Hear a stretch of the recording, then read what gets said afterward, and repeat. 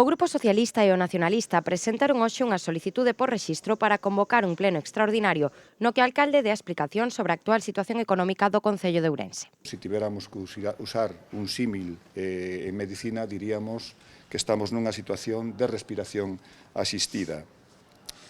Fronte a esta situación, nós non podemos pornos de perfil e permanecer calados, non? É certo que levamos preguntando desde hai moito tempo, nas xuntas de área, obtendo a calada por resposta. Eu creo que a cidadanía merece unha explicación.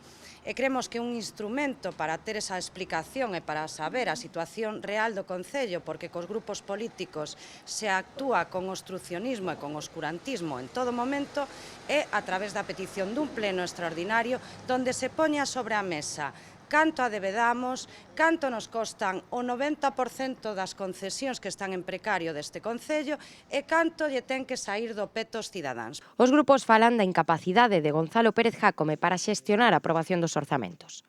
O escrito alerta de 3 graves consecuencias como son a acumulación por parte de autónomos de certificados sen tramitar nin cobrar, de que as persoas necesitadas son as que pagan co desmantelamento dos servizos sociais e de que están deteriorando os servizos públicos obrigatorios.